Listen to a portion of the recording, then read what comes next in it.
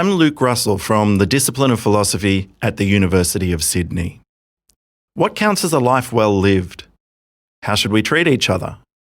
How should we respond when things go wrong? Which goals should we pursue? What counts as human flourishing? For thousands of years, philosophers have been thinking and arguing about these issues. In this series of podcasts, The Philosophy of Living Well, I'll be interviewing some philosophers, most of whom work here at the University of Sydney, and I'll be asking them what philosophy has to teach us about how we ought to live. In this episode of The Philosophy of Living Well, we're going to be speaking with Glen Pettigrove, who's the Chair of Moral Philosophy at the University of Glasgow and who's also an Anderson Visiting Fellow here at the University of Sydney. And we'll be asking Glen about anger, forgiveness, and moving on. So Glen, you've worked on forgiveness for many years. It's a fascinating topic. Forgiveness is something that's part of our everyday lives, something that we are frequently encouraged to do. And yet there's a whole lot of philosophical confusion about what forgiveness is and about the moral status of forgiveness. So I just want to ask you a few questions about your work on forgiveness, and we'll have a discussion and explore some of those issues. So my first question for you is, what is forgiveness and how is it related to forgetting? So both forgiving and forgetting are ways of moving on after an unpleasant event. What we find ourselves doing when we're confronted by a moral injury or when we're confronted by an undeserved hurt is we dwell on it. We find ourselves continually angry whenever we think about our injury or whenever we think about the one who caused us the injury. And that dwelling on it can be a helpful and healthy way of protecting ourselves from future injury. But sometimes we dwell on it in ways that keep us fixed in that moment and keep us fixed in a relational role where we're the victim and the other is the one who caused us injury. Part of what's distinctive about forgiving is that you don't just put the event out of your mind, as you do when you forget something. You still judge that another person has let you down or hurt you in a way you didn't deserve. Even so, you find a way of letting go of the hard feelings that the injury might have evoked. Letting go may not be something that happens all at once. Often it proceeds in stages. We decide today that we're going to stop holding the past against the other person, and when we find ourselves dwelling on the injury or offense in a few days' time, picking at it like a scab, we reaffirm our commitment to letting it go. In ordinary circumstances, over time, we find ourselves needing to recommit less and less often. Seeing the other person doesn't bring it all back anymore. And in the best cases, we eventually don't think of it at all. Okay, so forgiving is a way of moving on that is separate from forgetting. You might forgive and then end up forgetting. But when you forgive, you're still aware of the wrong. And a lot of philosophers have argued, not only are you still aware of the wrong, you still judge that it was wrong, and there was no good excuse for having done it. So this is the main context in which we've been talking about forgiveness as a response to wrongdoing.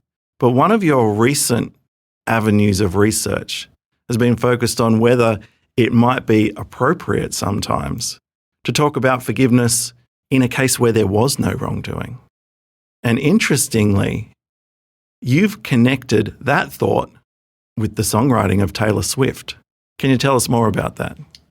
One of the questions that Taylor Swift frequently raises in her songs is whether she can forgive somebody for breaking her heart. Sometimes the answer is no, and sometimes the answer is yes. And one of the questions that thinking about forgiving someone for breaking your heart raises is whether the condition of having been wronged needs to have been met.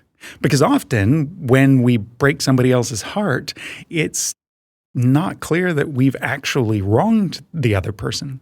We've caused them some undeserved hurt because nobody deserves to have their heart broken. But it may have been the case that I did so innocently, having discovered that our life plans aren't compatible with one another. That what you want is to stay in your current small town and have a family and raise children in this context. And what I want is to pursue a career and chase that fame, as Swift puts it. And those two stories don't end up being compatible. And so needing to end the relationship may leave both parties heartbroken in such a case. And moving past that heartbreak can have many of the same experiential qualities that we find in cases where the individual not only breaks our heart, but also does so ineptly or insensitively, or where there's a clear satisfaction of the wrongdoing condition. So there are some philosophers who I think are going to strongly resist the idea that forgiving is an option when there was no wrongdoing. Excusing someone for what they've done is another interesting category where first you might feel angry when someone's hurt you, and then you could come to judge that it wasn't really their fault and say, oh, I see you did something wrong in some sense, but you're not to blame for it. And that might help you to move on from it, get over your resentment, and reconcile with the person. So one of the challenges to this thought that you're expressing about forgiving someone for breaking your heart will be whether forgiveness really is the right category there, or whether someone in that heartbreak situation might end up saying, I've come to see that this was a sad situation, but there was nothing to forgive. What do you think about that? And what will you say about the relationship between excusing and forgiving? So the way in which you've carved up the conceptual terrain is a really neat and tidy and attractive way of carving it up. But the more I reflect on the relationship between these two, the less satisfied I am with the neat and tidy conceptual picture. And this for two reasons. One reason is we don't have a really clear alternative label for what happens when an individual has been deeply injured through no fault of their own, and as a result of that injury, they're alienated from another party, and then they overcome their hard feelings toward that person and perhaps reconcile with that person. Similarly, we don't have a good descriptor other than the language of forgiving for what happens when I'm the heartbreaker who has broken some other party's heart innocently, and they didn't deserve the heartbreak. And afterward, I feel awful about what I've done and how sad they are. And I feel terrible about the rift in our relationship. And I take steps to try and mend that relationship and minimize the hurt to the extent I'm able. And how we often describe that is in terms of seeking forgiveness from the person from whom I've been separated.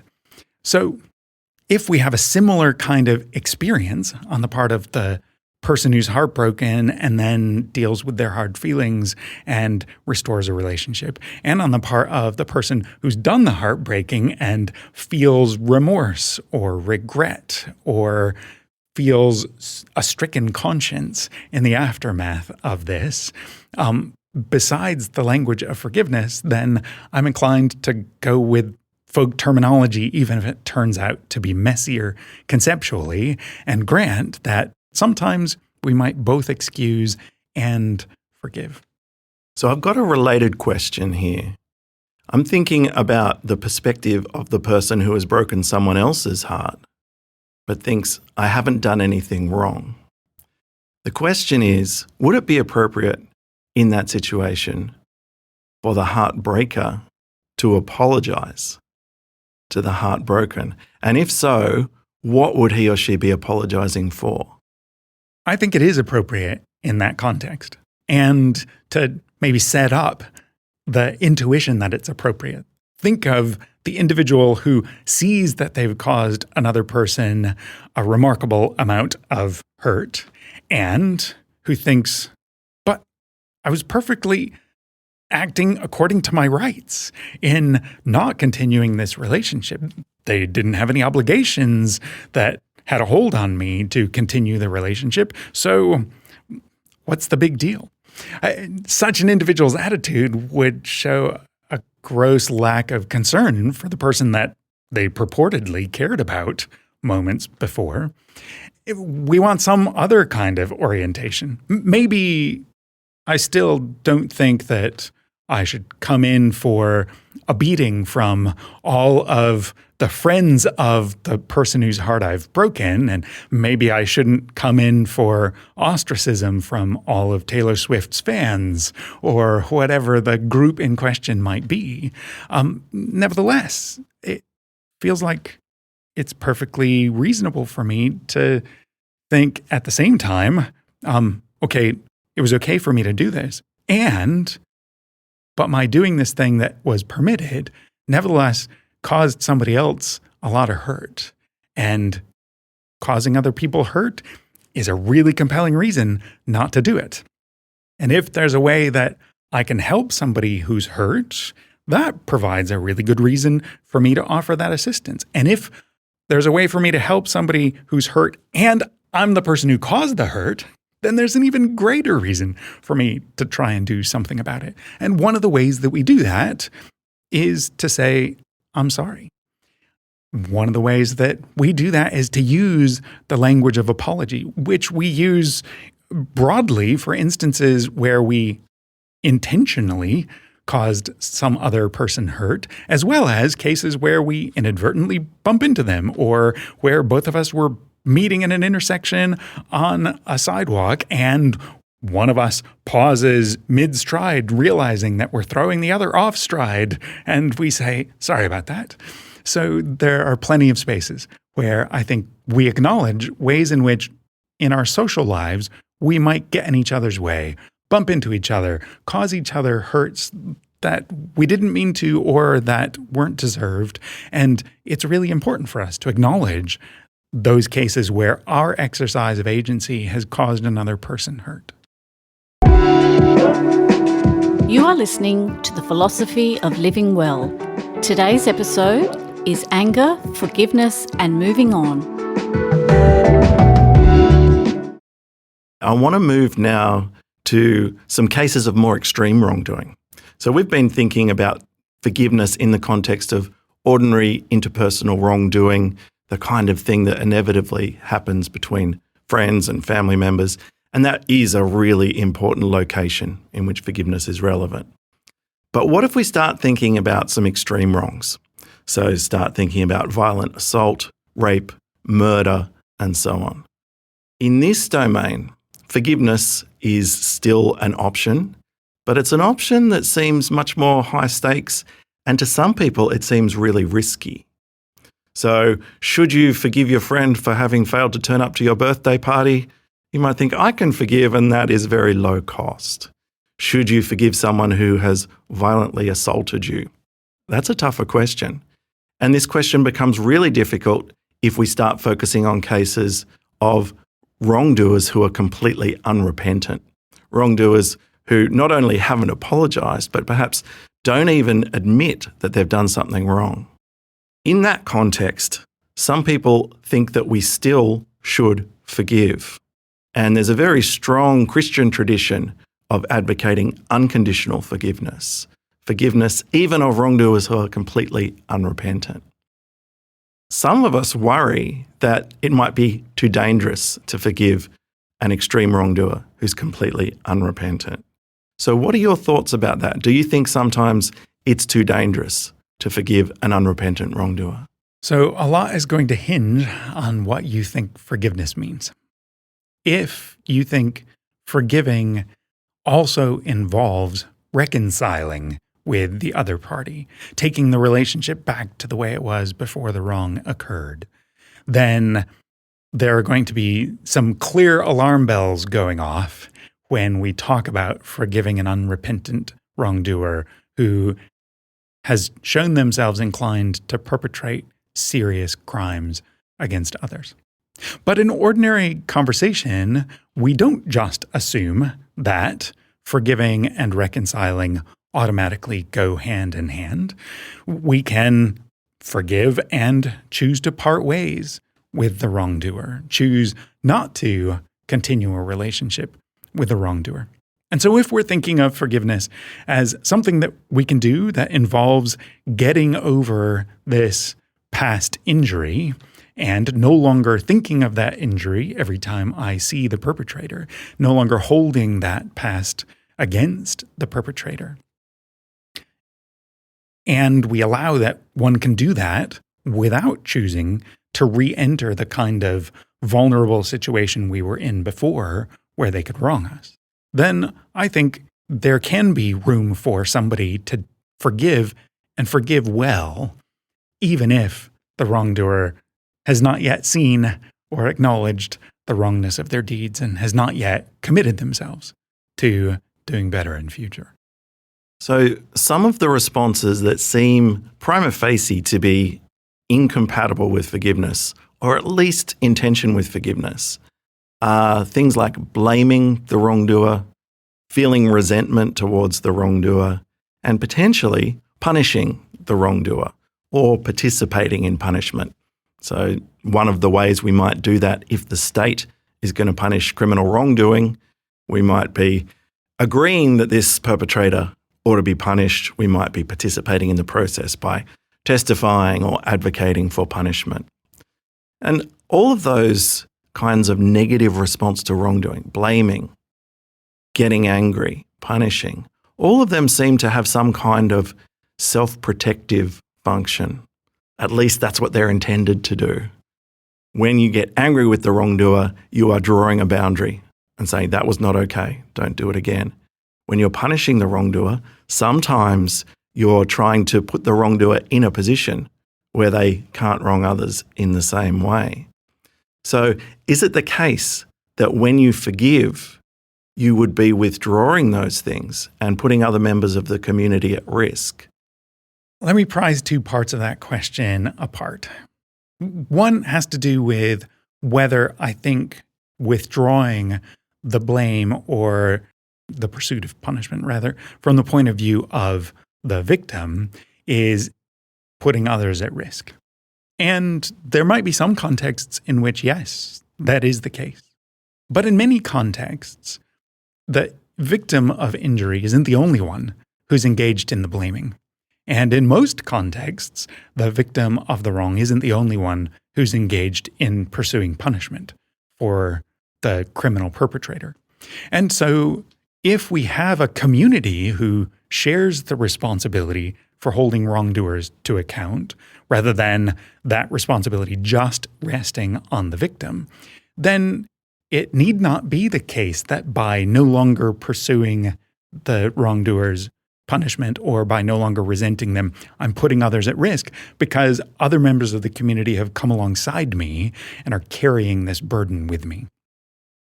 The second part of the question, though, had to do with whether I think it's possible for someone to both forgive and pursue punishment of a wrongdoer at the same time. And I think that we need to be careful about what we mean by forgiving, once again, in these contexts, and we need to fill in a few more details of the case to answer it. So let's fill in some imagined details. Imagine that I'm the victim of the wrong.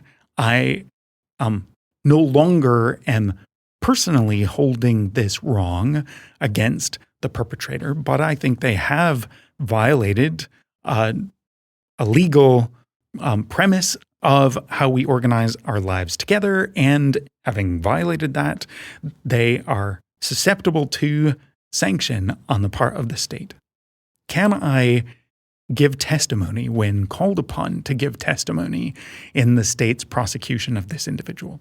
I think the answer there is yes, I can, and should when called upon by the state to give testimony in relation to crimes committed.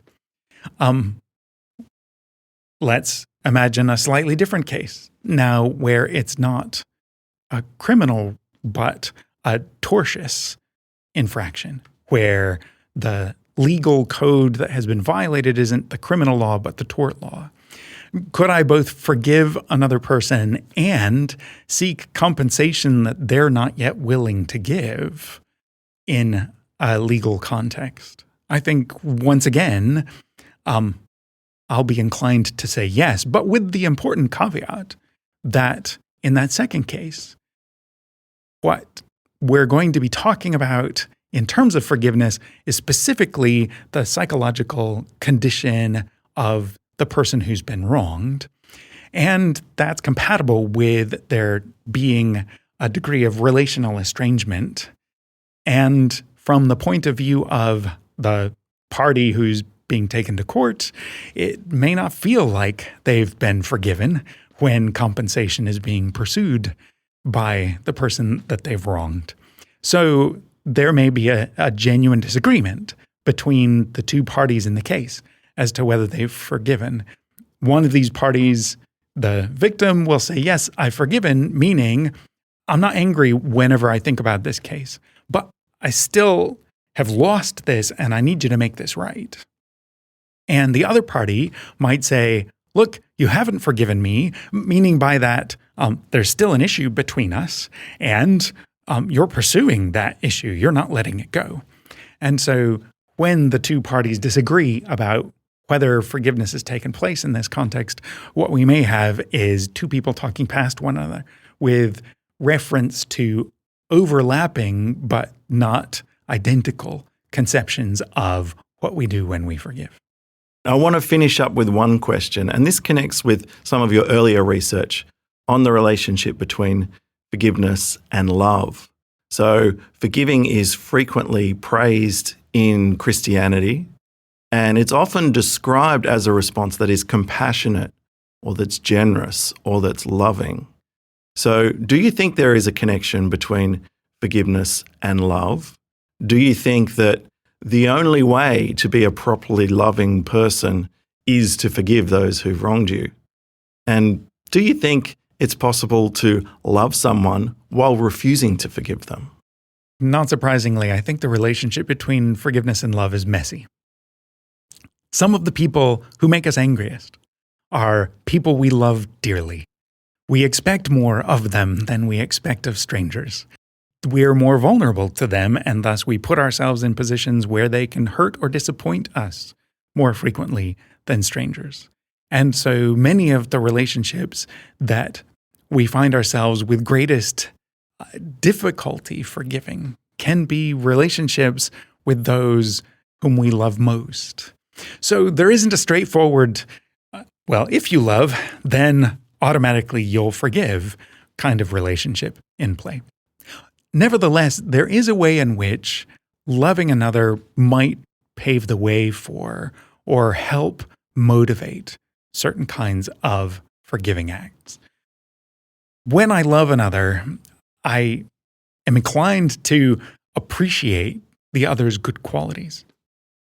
I'm also committed to things going well for them, to their flourishing or their well-being.